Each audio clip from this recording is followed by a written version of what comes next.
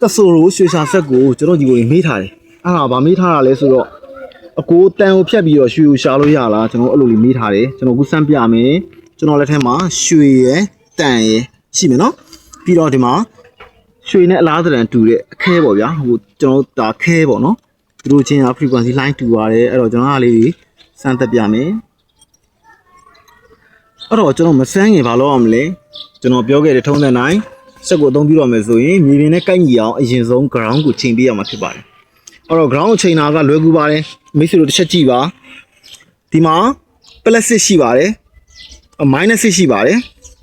minus နဲ့ဒီ plus ရှိမယ်ဒါက minus ပါကြည့်ပြီးပါအဲ့တော့ minus ကနေပြီးတော့ plus အထိအဲ့ကြားထဲမှာပဲကျွန်တော်တို့ ground ကိုချိန်ပေးရမှာဖြစ်ပါတယ် minus plus ဟုတ်ပြီနော်အဲ့တော့ဘယ်လိုချိန်မှာလဲဆိုတော့ခုဒီမြေပြင်မှာကျွန်တော်တို့ဒါအခြေအနေကောင်းတယ်ဆိုလိုတာကဒီမှာကြောက်ခဲတွေလည်းမရှိဘူးဂဝင်ကြောက်လည်းမရှိဘူးတန်းကြောက်လည်းမရှိဘူးဒါရိုးရိုးဒါဥယျာဉ်မြေခြံမြေဖြစ်တယ်အဲ့တော့လယ်မြေလည်းဖြစ်တယ်ပေါ့နော်အဲ့လိုမျိုးမြေမျိုးစားမှာတော့ကျွန်တော်ချိန်တာလွဲတယ်ကျွန်တော်တို့ကဒီမှာ plus ကိုအရင်ဆုံးအကုန်လှည့်လိုက်မယ် plus ဘက်ကစချိန်ပြီးဖြစ်ပါတယ်ချိန်မယ်ဆိုရင်ဒီခလုတ်ကိုအောမှာထားပြီးပါအောမှာထားပြီးတော့ SAMC ကတော့ထုံးတဲ့နိုင်ပဲကျွန်တော်တို့ဒါခွန်30လောက်မှာထားလိုက်မယ်ပေါ့နော်အာယုံခံကို30လောက်မှာခဏထားပြီးပါဦးကျွန်တော်မြေသားအခြေအနေကောင်းမွန်လာမှဒါကိုကျွန်တော်ကအချိန်ပြီးမှညာဘက်ကိုတင်ပါမယ်အဲ30လောက်မှာထားပါမယ်ထားပြီးတော့ကျွန်တော်ချိန်ပါမယ်ဗျကြည့်ပြပါကြားပါသလားခင်ဗျာအတန်လေးအဲ့အတန်လေးကကျွန်တော်မြေပြင်နဲ့မကိုက်ညီဘူးဆိုတော့ပြောတာဖြစ်ပါတယ်အဲ့တော့ကျွန်တော်ဘယ်လိုချိန်မလဲ ground plastic ကနေပြီးတော့နောက်ကိုပြန်လှည့်ပါမယ်ပြန်လှည့်နဲ့ချိန်သွားမယ်နော်ကျွန်တော်ချိန်အောင်ကြည့်ပြပါ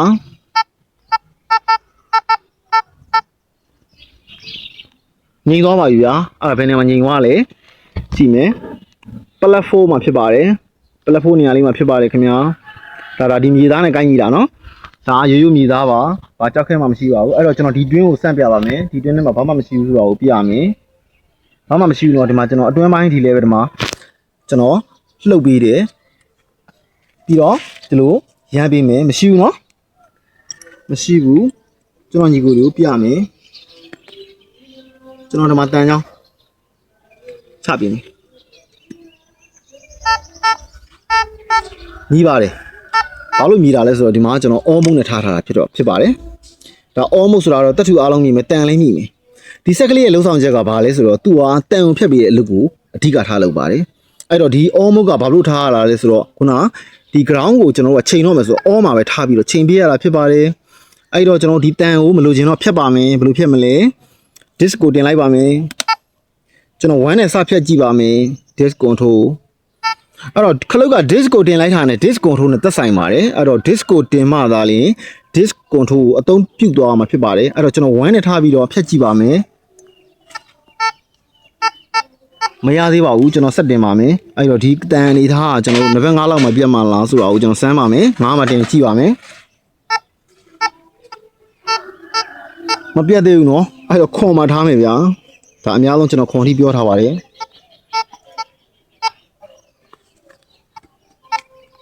ဟုတ်ပြီအဲ့တော့အဲ့မှာတစ်ပဲကြားရတော့မယ်အတန်ကအတန်ပြက်ဖြစ်ပါတယ်အတန်ရှိမဆွဲပါဘူးဒါအတန်ပြက်လို့ခေါ်ပါတယ်ဒီမှာကျွန်တော်လက်စုပ်ကလေးထည့်ပြပါမယ်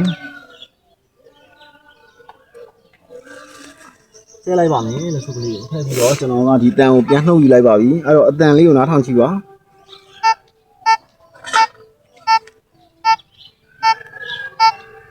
အတန်အရှိလေးဆွဲအောင်တွေ့ရပါမယ်ဒါဆိုရင်ဒီလိုအခြေအနေမှာကျွန်တော်အတန်ကိုဖြတ်လိုက်တာဖြစ်ပါတယ်ဖြတ်ပြီးတော့ရွှေကိုရှာလိုက်တာဖြစ်ပါတယ်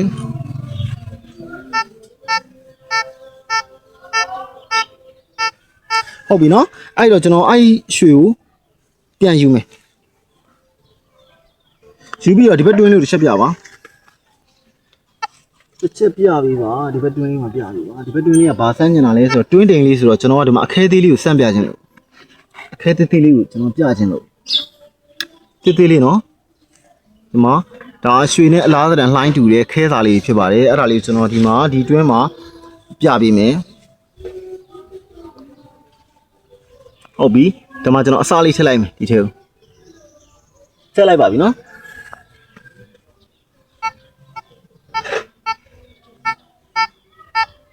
ကြားပါသလားခင်ဗျာ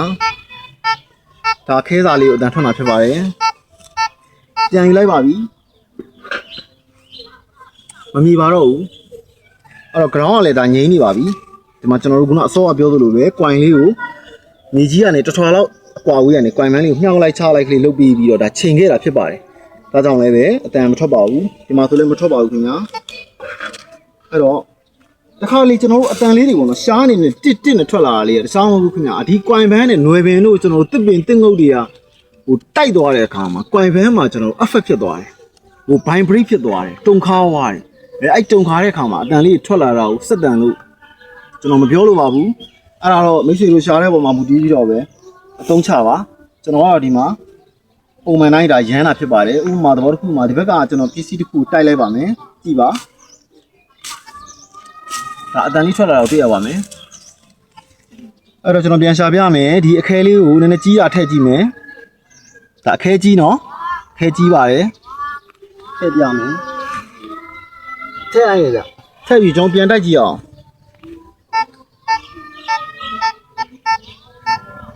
အတန်ရှည်နော်ဆွဲတယ်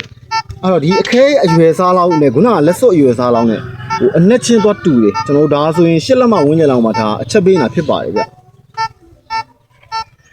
အဲ့တော့အကိုကြီးတန်ရောပြက်ပြီလားဟုတ်ကျွန်တော်ဆက်ပြပါမယ်ဒီမှာပြန်ယူလိုက်ပါပြီနော်ဒီမှာပြပါမယ်ကျွန်တော်စောစောတန်ချောင်းကိုကျွန်တော်ပြန်ပြပါမယ်ဒီမှာတန်ချောင်းမှာချလိုက်ပါပြီအကိုတို့ကြားပါသလားခင်ဗျာအဲ့ဒီမှာအတန်လေးကျွန်တော်တို့ dis ဆိုတဲ့ချက်ထွက်လာတဲ့အတန်လေးကဆက်ကတန်ကိုပိုင်းဖြတ်ချနေတာဖြစ်ပါတယ်အဲ့တော့အဲ့ဒါကိုဖယ်လိုက်မယ်ကျွန်တော်ဒီခဲစာလေးကိုပြန်ဆန်းပြမယ်ဒီမှာတင်ထားပါပြီ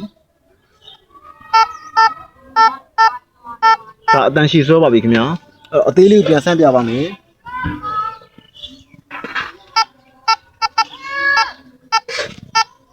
ကြားပါပြီခင်ဗျာအားလုံးကျေးဇူးတင်ပါတယ်